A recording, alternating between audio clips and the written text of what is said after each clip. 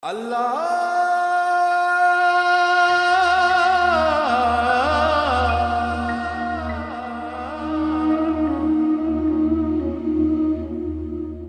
Bismillah ar-Rahman ar-Rahim. Alhamdulillah wassalatu wassalam ala khatimil anbiya.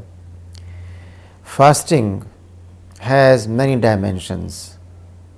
One aspect is, while the Quran makes it an obligation, the Prophet, peace be upon him, explains by his statements and actions what is meant by keeping a fast. Therefore, if we look into hadith literature, we find very interesting information. First and foremost, we find the Prophet, peace be upon him, differentiates between that kind of fasting which is adopted by people in order to torture themselves, punish themselves and increase their taqwa. Therefore, he says that if you want to fast, then start it with a good breakfast or suhoor.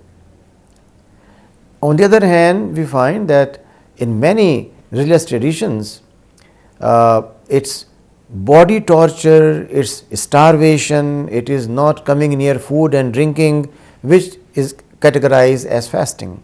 So, Prophet's approach does not go with the so-called religious approach, but it's a revolutionary approach.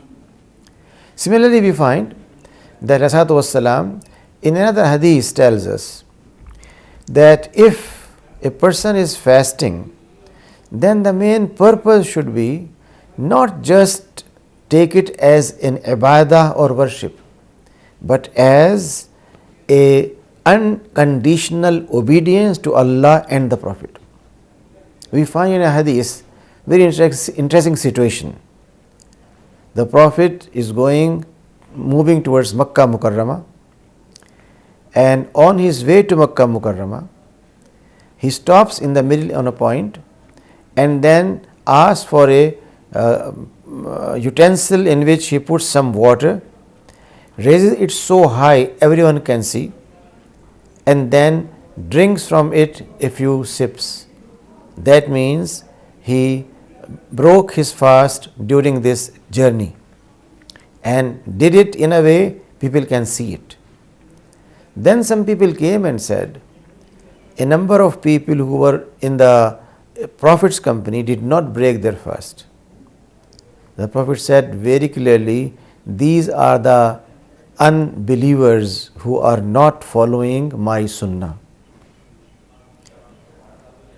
It tells us very clearly that if Prophet is traveling to Makkah, on way to Makkah, he breaks his fast, then this breaking of his fast becomes the precedence for every believer and a sign of taqwa.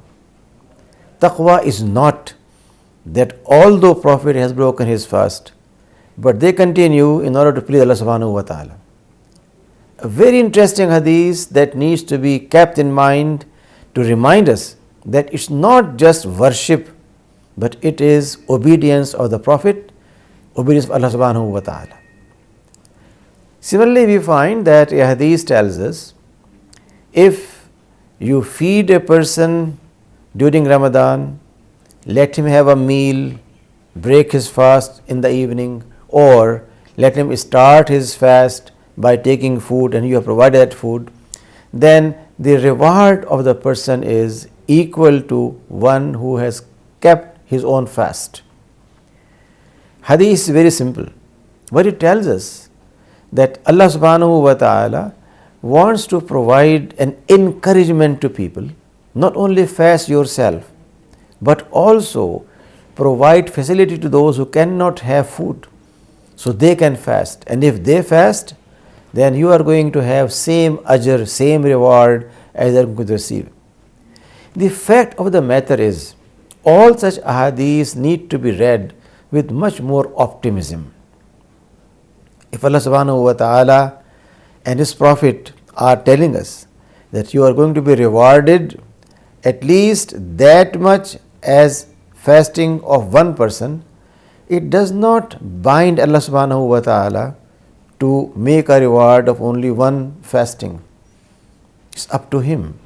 If the person who is offering food is doing it so humbly, so politely, so respectfully, with so much dignity, then it's quite possible that feeding that one person may result into reward for 70 fasts or more.